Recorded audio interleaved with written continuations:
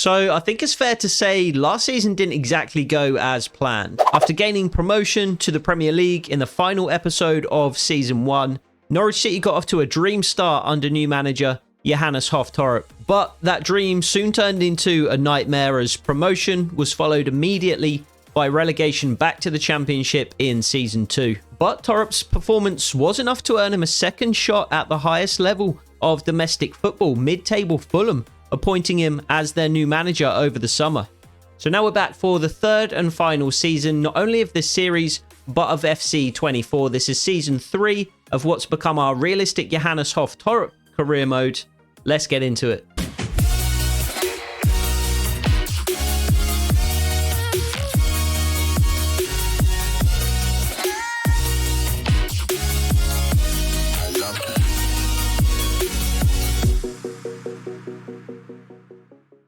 Now, the first priority for any new manager is to evaluate his squad, and Marco Silva's definitely left us with some talent. Rodrigo Muniz has been joined by Yusuf Poulsen up front. Andreas Pereira remains in midfield, whilst we do still have Tosin Adarabioyo at the back. But if we're going to win a trophy with Fulham this season, and that is the goal, to win a trophy, then we're going to have a busy transfer window. Now, a number of players have already been let go. Castagna joined Athletic Bilbao for about 6 million. Rioja, Adama Traore have also left the club in addition to Vinicius. But of course, the departures are rarely as important or as exciting as the arrivals, and it's a familiar face that's first through the door at Craven Cottage. Johannes Thorup promised that if Josh Sargent stuck it out for one more season at Norwich, they need to get his big money move. And what team is better placed to make that move for the striker than Thorup's new club? Sargent's 20 million arrival does add further to an already crowded striker room, but we will need strength in depth up front if we're going to have success playing the system that Thorup has in mind. Thorup tried to make 2 up front a success at Norwich City, but he can never quite find the right balance behind the front line. But this time around, things could be different. Thorup did manage to utilize a 3 at the back system to success in the past, and that's going to be the foundation of our formation again this year. But in addition to the 2 attacking wing backs, this time we're going to have 3 centre midfielders in addition to 2 up front. So that'll give us some flexibility to move between a 5-3-2 and a 3-5-2 shape. And Sargent isn't the only new arrival up front. Poulsen, Muniz, and Sargent himself all fit the same mould. But Timo Werner brings an element of pace and energy that the squad otherwise lacks, and his arrival should give Thorup near endless potential pairings up front. And when Werner doesn't start games, he'll certainly be a dynamic impact player off the bench late in games. Another position that's going to be key in this system is defensive midfield, and it's a position that was lacking when Thorup arrived. So the biggest financial investment of the summer goes towards Xaver Schlager, who arrives from RB Leipzig for 22 million. The 27-year-old should provide excellent cover in front of the back 3, allowing the wing-backs the freedom to push forward and support in the attack. And in addition to the likes of Andreas Pereira and Sasha Lukic, Ruben Vargas will provide some more attacking threat from midfield. The young Swiss midfielder impressed at the Euros, and though he probably hasn't quite progressed as much as some may have expected at just 76 overall, at 27 years of age, he's still in the prime of his career. And the final new arrival for the time being is Rico Henry. After spending a season in Spain with Real Betis, the left-back returns to the Premier League, where he impressed with Brentford, and he should be the ideal candidate to play opposite Emerson Royale. So that will be it for transfers for the time being, but we might need to make another addition or 2. Owen Wijndal may also leave the club at some point. I'm yet to decide what to do with him. He may need to depart to provide us with some extra funds because we are severely lacking at centre-back. We have Bassi, Diop, Adarabioyo. They're going to be our starting 3, but beyond them, we don't have a lot of depth. Beyond Terence Congolo, who's 31 and just a 69 overall, and Tim Ream, who's retiring now at the age of 37. Fulham have made a handful of interesting additions themselves, though. Luka Oyen and Drioesh are 2 players that I'm not familiar with from Fulham, as is Zaidu Yusuf, who looks to be an interesting option in midfield. The same goes for Habib Diarra. Luke Harris looks to be an interesting young attacking midfielder. And we also have Kieran Bowie, who does look to be a real player based on his face on the left-hand side. Not somebody I'm familiar with, just 22 years of age, 71 overall, so he could play a factor this season. Certainly ahead of the likes of Raul Jimenez, who at 73 overall is also retiring. In addition to Owen Weindal, I'm not 100% sure what to do with Alex Iwobi at the moment. He's not a player that I rate in real life at all. I don't think he belongs anywhere near the Premier League in real life, but he could be a useful player to have around in the squad, just so we have a bit of flexibility if we do want to move to a formation with more traditional wide midfielders or wingers. As for the tactics, we have learnt our lesson trying to play tiki-taka against some of these big clubs in the Premier League. We are going kick and rush, press after possession loss. We're still going to be playing wide, not so high up the pitch. We're going to be playing long ball and direct passing. Width is going to be 80, and again, getting plenty of players in the box. The attacking, defensive game plans are slight alterations, modifications to this default game plan. So with all that being said, we have 4 games to get to in today's episode. Our home opener of the Premier League season against Aston Villa will be our featured game of the episode. We'll be simulating games against Ipswich Town and against Leicester City, each in the Premier League, and we will be playing our away fixture at Derby County. A trophy is on the bucket list for this season. I'm not expecting that to be the Premier League by any means. We're not in any European competitions, so it's going to be either the FA Cup or more likely the Carabao Cup that's going to be the target. So we'll be looking to get off to a strong start in the Premier League this season against Aston Villa. There'll be a number of debuts being made, and hopefully we'll have a little bit more success the second time around in the top flight than we had the first. So Aston Villa have a pretty familiar starting 11. Martinez in goal, a back four of Matty Cash, Pau Torres, Tyrone Mings the captain, and Perkins, who is a youth academy product of Aston Villa and did play for Aston Villa against us with Norwich City last season, I believe. Tielemans and Roberto, the pairing in centre midfield with Buendia, ex-Norwich City of course, and Louis Barry outside them.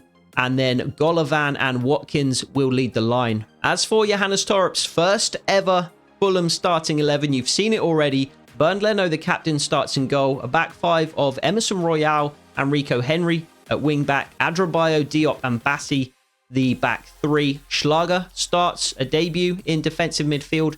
Pereira and Yusuf, the pairing either side of him. Josh Sargent makes his debut for Fulham today as well, alongside Rodrigo Muniz up front. Ruben Vargas and Timo Werner potentially to make their debuts off the bench. So without further ado, let's head over to Craven Cottage and see if we can kick the final season of this series and of FC24 off with 3 points.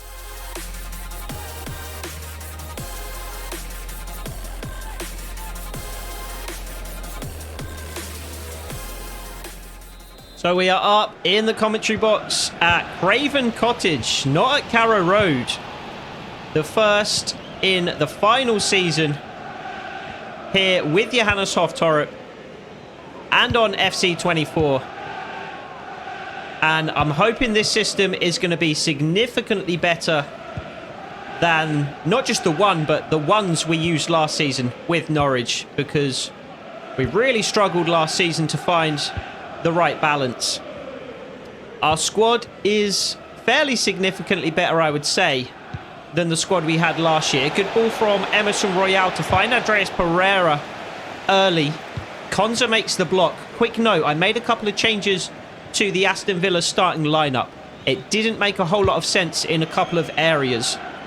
Perkins, for example, is fairly low rated as an Aston Villa Youth Academy product. So I switched him out for Sessegnon. Tyrone Mings has made way for Ezri Konza. Louis Barry, also a pretty low overall, in the low 70s, I believe. He has made way for Diaby on the left-hand side.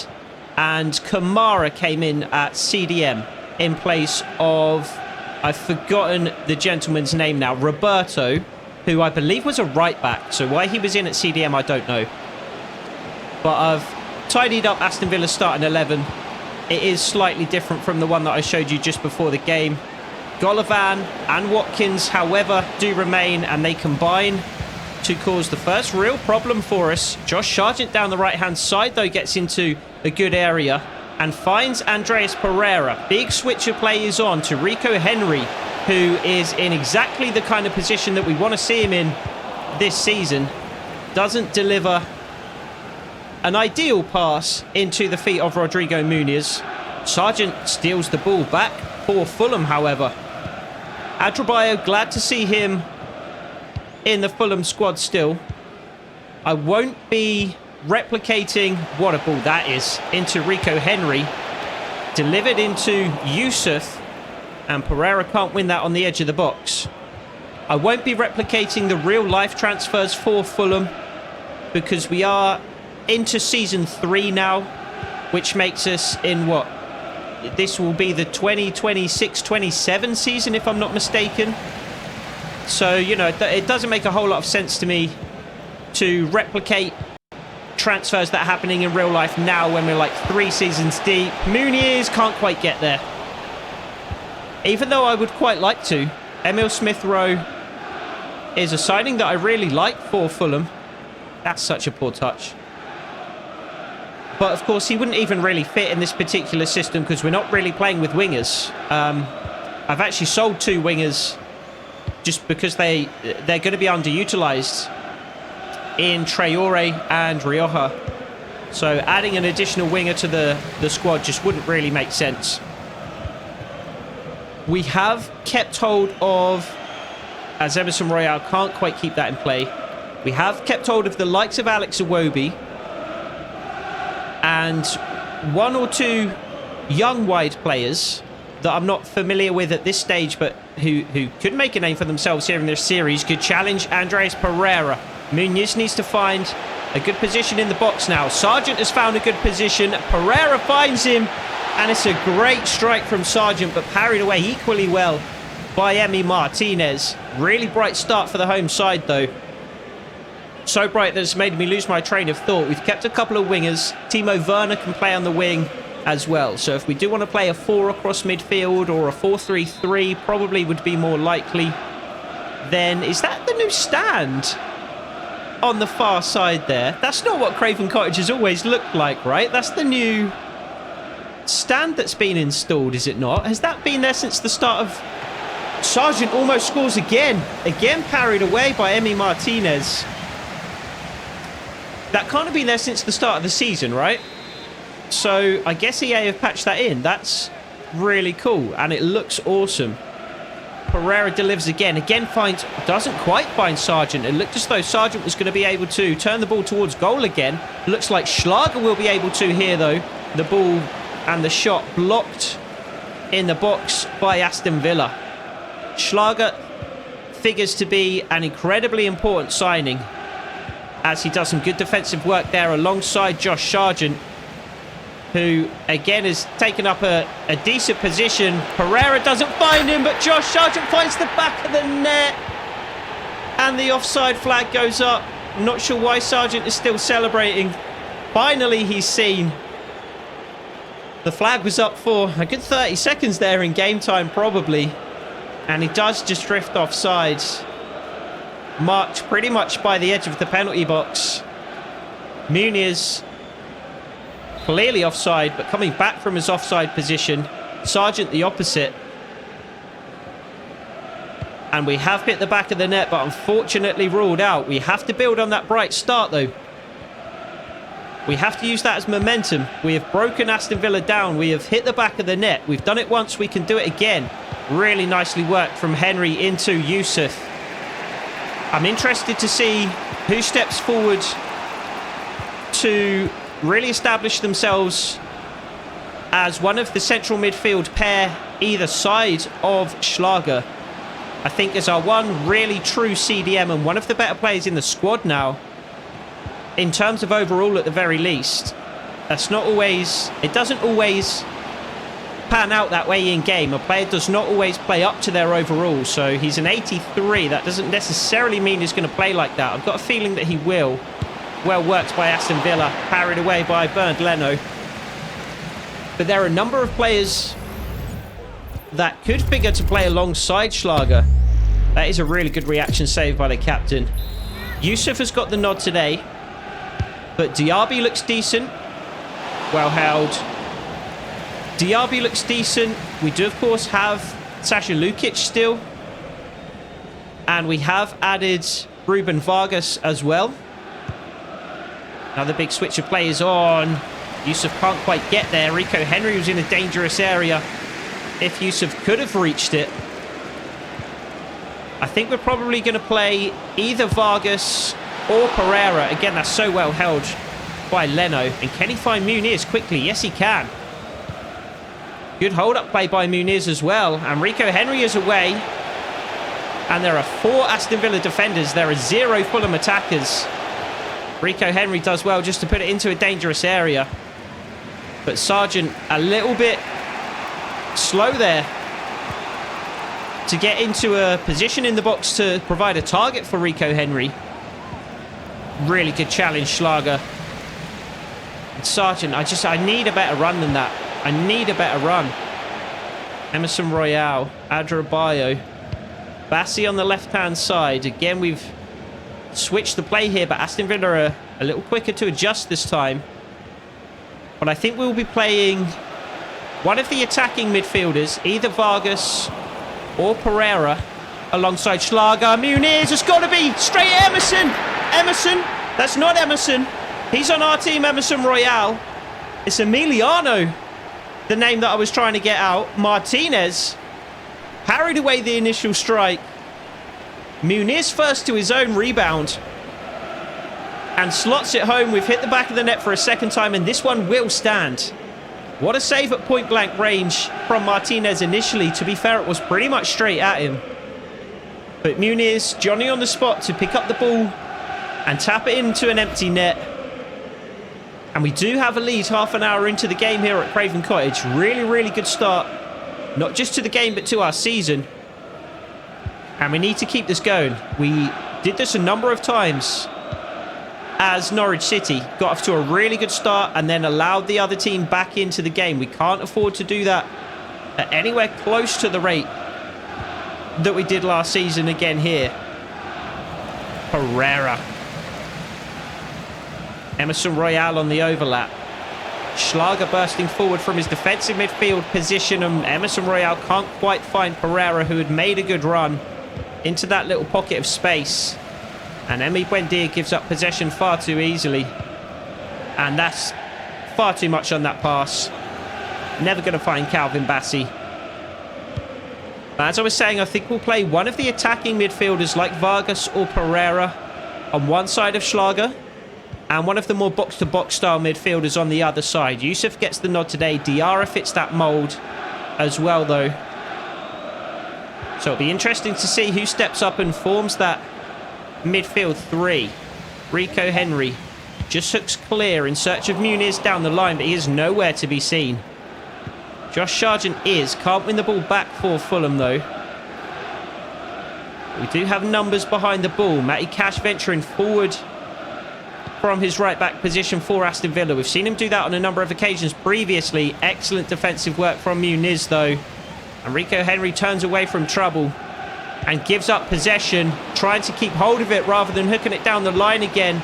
And it's a good saving challenge from Issa Diop to cover for Rico Henry. That's not something the home fans are going to want to see on too many occasions from the new left-back. And I think we might just sit in our defensive game plan for the remainder of the first half, just to try and see this first half out with a 1-goal lead. Bassi once more. Leno finds Adrabayo. There's Emerson Royale. And a good run from Pereira. I think Royale's put a little too much on that. Good idea though, and a good run from Pereira. Just overcooked a little from Emerson Royale. Buendia. Inside to Watkins, and that's a really good sign. We must be doing something right, because Ollie Watkins is dropping deep to collect the ball. And Golovin is offside. And you know you must be doing something right if Ollie Watkins is dropping inside his own half to collect the ball. He's getting almost no service at all at this stage. Adrabayo. Bassi. Pressed aggressively by Aston Villa. Composure on the ball allows him to find Rico Henry, who in turn finds Yusuf. Bassey once more. I really like our back three. I think we could be really good this season defensively with Diop flanked by Bassey and Adrabayo. Rico Henry delivers, looking for Sargent back stick. Can't quite find him. Yusuf can't win the header. Bassey can. And he finds one of those two centre-back partners in Diop. Emerson Royale, good feet, good turn of pace. Decent enough delivery, but again headed clear by Aston Villa. And works clear, but again, Ollie Watkins is dropping deep, really deep. There are about 4 Aston Villa players ahead of him there. And we are into 2 minutes of stoppage time. They have almost elapsed. And we're going to have to just try and defend that lead for a mere handful of seconds. And we almost failed to do so. Thankfully, the referee's half-time whistle does go. But it was, what, I guess Diaby? Although I thought I put him on the left-hand side. He was cutting in off the right there. Who got into the penalty area. Bernd Leno made the save. Almost snuck through his legs, though, and into the back of the net before Diop hooked clear. But very, very positive first half. We have a 1-goal lead. Doesn't feel too secure at this stage, though, so we'll look to double that in the second half for sure. Thank you for checking out this episode of our realistic Norwich City career mode. If you're enjoying the content, make sure you leave a like. And if you want to see more content like this in the future, make sure you hit that subscribe button. We're approaching the end of the FC24 cycle now, but there'll be plenty more content to come with the release of FC25, including 12th man memberships. If you want to get more involved with the channel, check out the membership tiers on my homepage. Memberships start at less than £2 per month and come with a whole host of benefits and rewards, including you being able to feature in my career mode saves. We'll be starting a road to glory with a created club as soon as FC25 drops. So if you want to be included in the save or even feature in our starting 11, become a 12th man member of the channel today. 12th man members also get exclusive early access to all of my videos, not only my career mode series, but also my realistic slider sets and everything else in between. If you want more information about exactly what each tier involves, be sure to check out this video on my homepage. If memberships aren't for you, you can also join the public area of my Discord server, or just keep watching and enjoying the content for free right here on YouTube. As always, I appreciate all of your encouragement and support. Now, let's get back to the video. So, back out for the second half here at Craven Cottage. And no changes from either side. The only slight change from us is to step back up into our default game plan. We don't want to sit in our defensive game plan for the entirety of the second half. I think we're going to need to double this lead rather than try and sit back and defend it. Aston Villa, of course, are going to look to get back level, though. So we are going to have to stay focused defensively. We've had a good defensive game so far, I would certainly say. Really kept Ollie Watkins quiet. Golovin has made no impact. Ollie Watkins looking to change that, though. And it is Diaby on the right-hand side who beats Rico Henry for a second time. He's not had the best debut by any means, Rico Henry. And that's so well worked. Such good composure. And again, Rico Henry just hooks clear. This time he does manage to find Muniz, though, who nods the ball into the path of Yusuf. Unfortunately, it is also into the path of Matty Cash. Rico Henry has looked decent enough going forward. Couple of misplaced passes, but hasn't looked too solid and reliable defensively. So, fairly inauspicious debut for the left back so far, but Schlager has looked good. Schlager has looked good in centre midfield. Sargent has caused a few issues up front.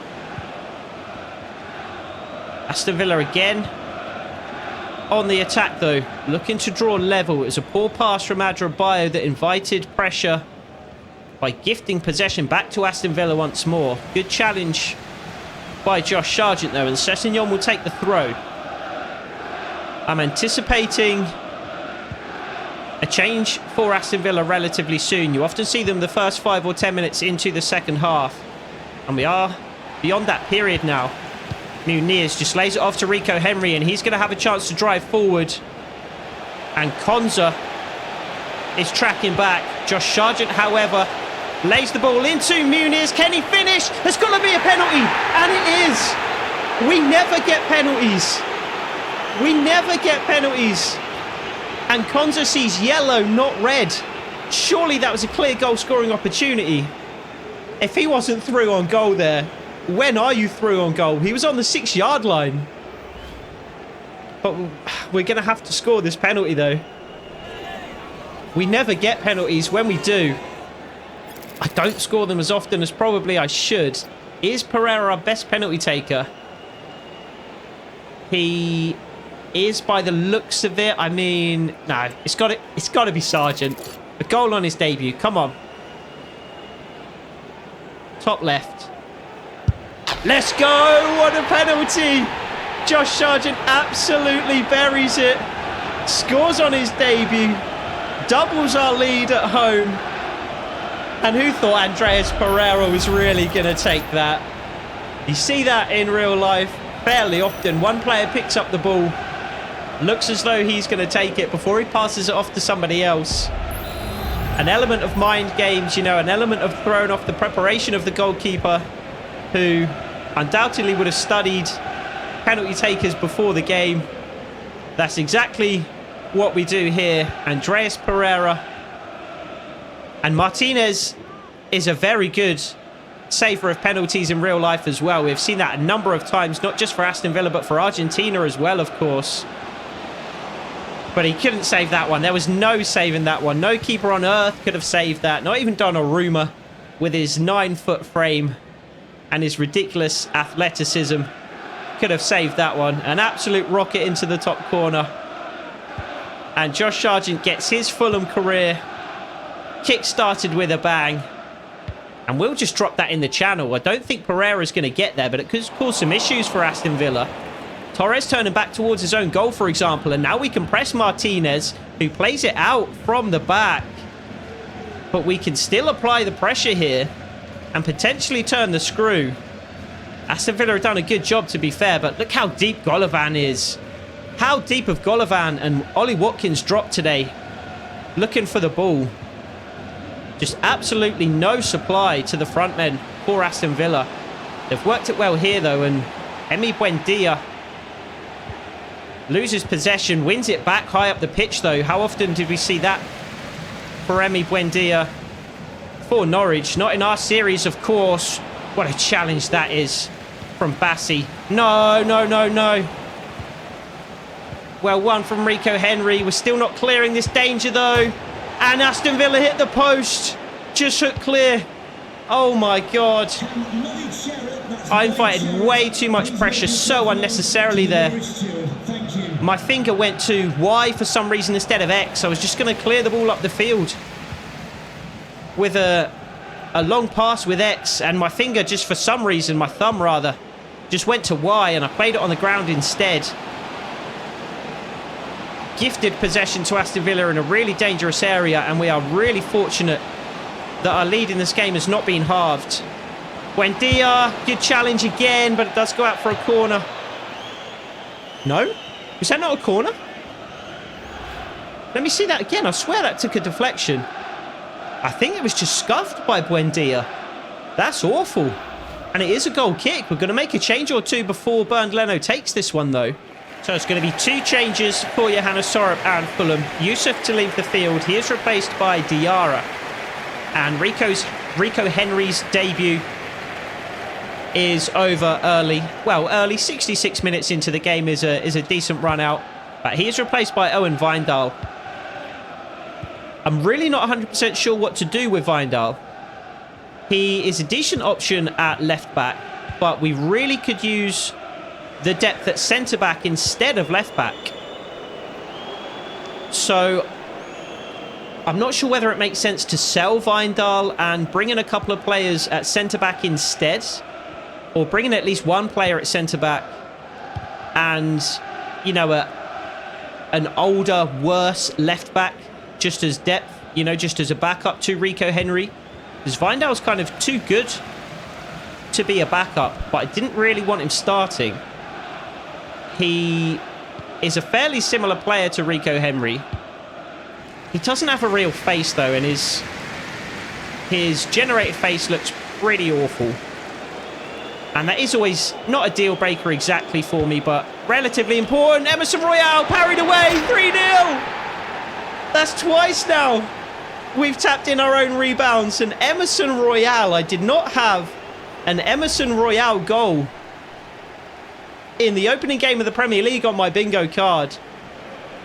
But there it is. Another good save from Emi Martinez. Aston Villa again slow to react. Emerson Royale certainly wasn't. Tap the ball into an empty net. Unai Emery despondent. Johannes Thorup and the home fans jubilant, as we are surely going to win this game now. 20 minutes to go and a 3-goal lead, which surely at this stage is unassailable. Good challenge from Schlager into the path of Emerson Royale. And we will just hold the ball, or will we? We almost lost out to Ollie Watkins there, who has had what must have been a really frustrating day. Really good ball from Vindal into Diarra, though. And Sargent is in the box. Can he nod it down to Pereira? Not quite. I maybe should have just tried to take that down and get a shot away with Sargent himself. But I thought Pereira was in a slightly better position for Sargent just to nod that down and allow Pereira to strike it goal. But I think we'll make a couple more changes shortly. That's such a good intervention by Pereira. Unfortunately, he can't keep hold of it. And equally good there from Emerson Royale. I think Pereira's going to make way. We will give a debut to Ruben Vargas as well today, because why not? He may as well make his debut in front of the home fans in a 3-0 victory. Or what, as it stands, is a 3-0 victory. What is at this rate going to be a 3-0 victory. Diarra. Schlager's had a pretty quiet game, but that's probably a good thing. We haven't said his name too often, but that does mean he hasn't made a mistake. It's kind of like the referee in a game. You know, the less you talk about a CDM, the better they've probably been, because they haven't left themselves exposed. They haven't, you know, been at fault for a goal. They've just kept things quiet and under control in the centre of midfield, and that's exactly what Schlager's done. And we'll make another change or two here. So 2 more changes for Johannes Thorup and Fulham. Muniz to leave the field. Another debutant to come on to replace him is Timo Werner. And Ruben Vargas, as we said, will come on as Andreas Pereira makes way. No changes at this stage for Ollie Watkins, for Aston Villa. And I'm starting to wonder if that might be a slight bug in the game. It's not something that I've noticed before. And I'm pretty sure I remember the CPU making substitutions before when I have manually altered their starting lineup before the game. I did, of course, do that before the start of this game to give Aston Villa the best possible lineup, and they make some changes here. So it's not a bug. They just chose not to make any changes up to this point. But I was starting to think that because I had manually made some changes and then, you know, turned the controller off, and Sargent 4-0. 4-0. Sargent doubles his tally for the game to make it an absolute rout for Fulham at Craven Cottage. Maybe Owen Vindal does stay in the side, because in, what, 15 minutes? Maybe not even that. He's made a far bigger impact on the game than Rico Henry did. And a positive impact as well. Rico Henry, kind of a negative impact, giving the ball away and failing to clear on a couple of occasions. So, I mean, maybe we keep Vindal and Rico Henry and just let them battle it out for the starting spot. I mean, competition is never a bad thing, and that's such a good challenge. Owen Vindal, I think we just have to deal with the pretty ugly looking generated face, because he's playing out of his mind right now. And we thought Timo Werner was going to be the impact substitution off the bench. It's been Owen Vindal. He's been absolutely rock solid defensively. Can you just run somewhere else, Timo Werner? Please, don't just run in a straight line down the channel that I'm already occupying. Owen Wijndal has been rock solid defensively, and he has an assist to his name. Let's not ruin it by conceding. Let's keep a clean sheet. Werner just keeps the ball, keeps it well. Bassi finds Adrabayo. Emerson Royale on the right-hand side. Vargas yet to touch the ball. Still yet to touch the ball because Emerson Royale couldn't find him. But with 2 minutes to go, we will just drop into our ultra-defensive game plan. Try and make sure we leave this game with a clean sheet, as well as 4 goals to our name. Timo Werner. Can he find Josh Sargent? Can he get a hat-trick? Josh Sargent, hat-trick on his debut. He's going to have to let fly. He does! Saved by Martinez. So close to a debut hat-trick for Josh Sargent. Not to be. He's made a pretty positive impact on the side, though. It's got to be said. We have 4 fairly similar strikers in Sargent, Muniz, Paulson, and even Raul Jimenez. And we actually got rid of another similar striker in Vinicius. But I don't think that's such a bad thing.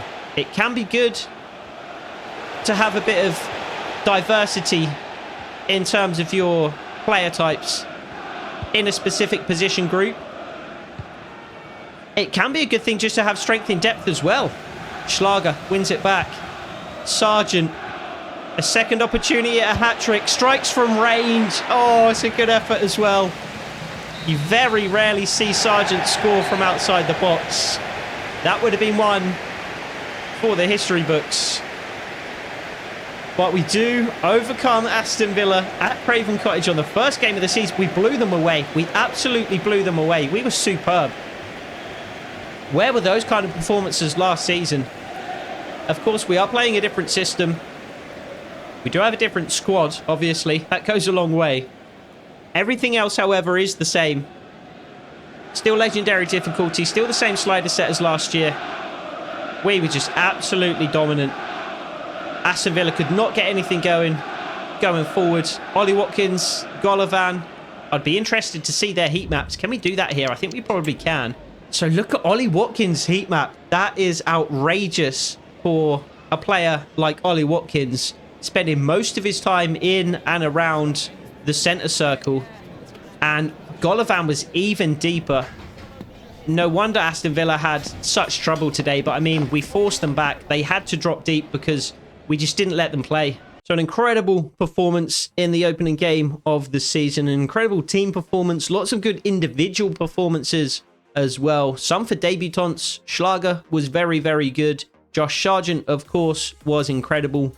Rico Henry, a little bit disappointing as a debut, but it can take some time for players to settle into new squads. We will, of course, keep giving Rico Henry opportunities to play in the first team, but I think after that performance from Owen Wijndal off the bench, we're going to remove him from the transfer list. And that means we're going to have to make our resources stretch a little bit further at centre-back. So looking to the free agent market, Johannes Thorup brings in 29-year-old Jan Bednarek on a 2-year deal. He's not the most mobile of defenders, but what he lacks in pace, he more than makes up for in experience, height, strength, and he should be more than capable of playing in the centre of a back three with Adrabayo, Bassi, even Diop outside of him at the very least. And it's tough as a manager to make many changes to a starting 11 that won 4-0 in the previous game. So light touches to the starting 11 for our second game of the episode against Ipswich Town. Ruben Vargas comes into midfield in place of Andreas Pereira to make his full debut. Owen Wijndal does start at left back ahead of Rico Henry. And it's back-to-back victories in the Premier League. Fairly convincing victories at that. Harness opens the scoring for Ipswich Town in the first half, who make it to halftime with a 1-goal lead. But utter dominance in the second period. Sargent gets his 3rd goal already for Fulham. Vargas scores on his full debut, and Bassi rounds things out 5 minutes from time. His wholesale changes going into our 3rd game of the episode, though, in our first game in the Carabao Cup. Rico Henry returns to the starting lineup. Adrabayo keeps his place, but Mbabu, Bednarek, and Congolo come in alongside them. Vargas, Reed, and Lukic, the midfield 3. Paulson and Werner a new pairing up front. And over the course of the game, Derby would prove to be a much tougher nut to crack than Aston Villa. But we did have the opening goal 10 minutes into the game. Timo Werner twisting and turning on the byline, picking out Ruben Vargas with his cross. He gets his second goal of his young Fulham career. But from there, it proved incredibly difficult to break down a resolute Derby defence. Yusuf Poulsen almost forced the ball into the back of the net just before half-time, but I'm not convinced a foul wouldn't have been called if he managed to do so. Kieran Bowie came on in the second half and proved to be a really big threat up front. He had a hat-trick of chances but couldn't find the back of the net. Neither could Harrison Reed. But we caught a bit of a break when a Derby player saw red for this less than stellar challenge on Kevin Mbabu. And that allowed us to see the rest of the game out relatively comfortably, though probably not as comfortably